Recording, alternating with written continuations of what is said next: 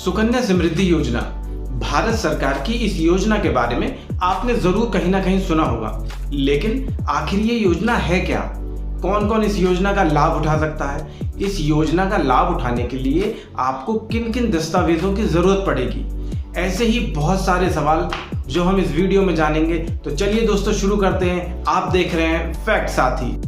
सरकार द्वारा शुरू की गई ये योजना बेटियों या फिर लड़कियों के लिए है। कोई भी माता पिता या फिर उनके लीगल गार्जियंस यानी कि जिन्होंने बच्चे को गोद लिया है लीगली, वो अपने बच्चे का खाता 10 साल की उम्र तक खुलवा सकते हैं। ये खाता सिर्फ 250 रुपये जमा करा के खुलाया जा सकता है। ये खाता माता पिता या लीगल गार्जियंस अपनी 2 बेटियों के लिए खुलवा सकते हैं। लेकिन अगर किसी माता पिता की पहली बेटी के बाद दूसरी जुड़वा बेटियां होती हैं, यानी कि उनकी अगर 3 बेटियां हो जाती हैं, तो इस स्थिति में वो अपनी तीनों बेटियों का खाता खुलवा सकते हैं। इस साल यानी कि 2023-24 में इसका ब्याज दर 8% है और ये हर साल सरकार के निर्देश अनुसार बदलता रहता है। अब सवाल ये है कि ये सुकन्या खाता खुलवाएं कहां और कैसे खुलवाएं? तो सुकन्या खाता आप अपने नजदीकी किसी भी सरकारी बैंक या पोस्ट ऑफिस में जाके आसानी से खुलवा सकते हैं। अब आप ये सोच रहे होंगे कि इस खाते को खुलाने के लिए पता नहीं किन किन डॉक्यूमेंट्स की जरूरत पड़ेगी। तो बिल्कुल परेशान ना हो, इस खाते को खुलाने के लिए बहुत ही बेसिक से डॉक्यूमेंट्स की जरूरत है, जैसे कि माता पिता या लीगल गार्जियंस की एक पासपोर्ट साइज फोटोग्राफ, बेटी जिसके नाम से खाता खोला जा रहा है उसका बर्थ सर्टिफिकेट, माता पिता या लीगल गार्जियंस का एड्रेस प्रूफ और आइडेंटिटी प्रूफ। इसमें अगर आप माता पिता या लीगल गार्जियंस का आधार कार्ड लगा देते हैं तो वो एड्रेस प्रूफ और आइडेंटिटी प्रूफ दोनों का काम करेगा।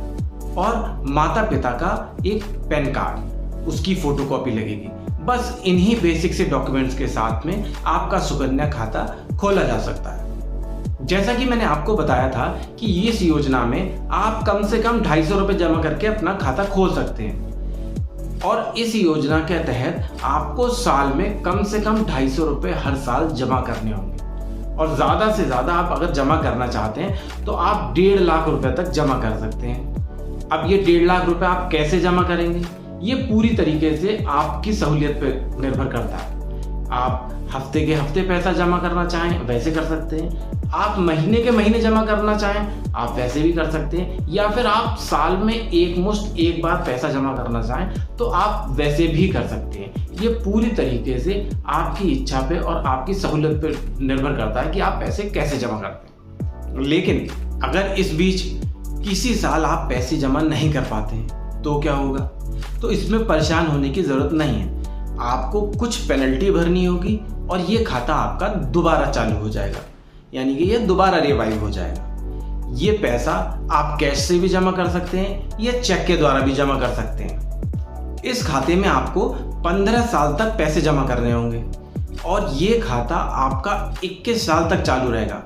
इसका मतलब आपने 15 साल तक पैसे जमा करें मगर उसका ब्याज आपको 21 साल तक जुड़ता रहेगा और 21 साल के बाद खाता धारक अपना पूरा पैसा निकाल सकता है। लेकिन अगर किसी कारणवश आपको अपनी बेटी के लिए हायर एजुकेशन की या उसकी शादी के लिए पैसों की ज़रूरत पड़ती है तो ये पैसा आप पहले भी निकाल सकते हैं।